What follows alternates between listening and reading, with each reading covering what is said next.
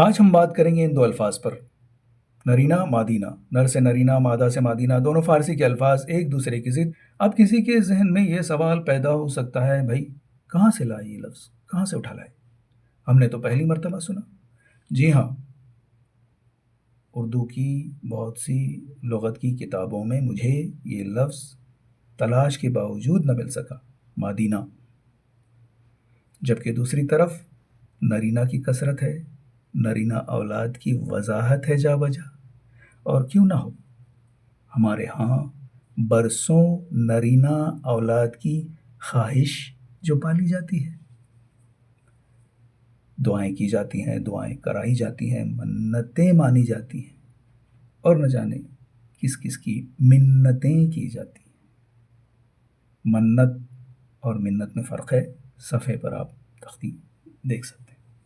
نر، نر سنسکرت کا لفظ ہے نر، یہی فارسی میں نر، دونوں میں معنی ایک ہی ہے، نر یعنی مرد۔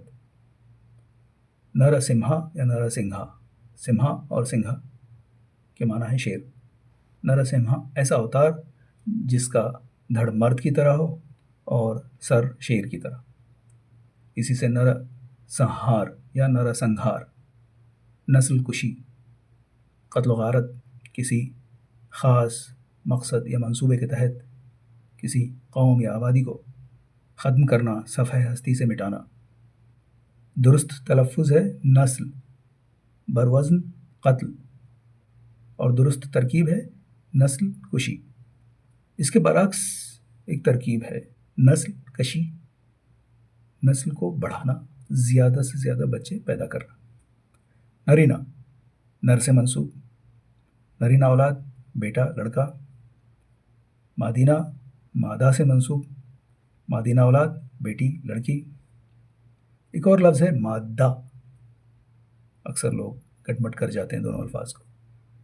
مادہ یعنی کسی شے کی اصل، ایسا مواد جس سے کوئی چیز تیار کی جا سکے، سبسٹنس، مٹیریل۔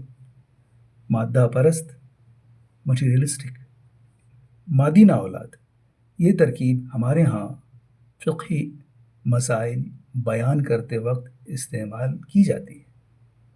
نرینہ اولاد کے حقوق، مادینہ اولاد کے حقوق، نرینہ اولاد کا حصہ، مادینہ اولاد کا بھی حصہ۔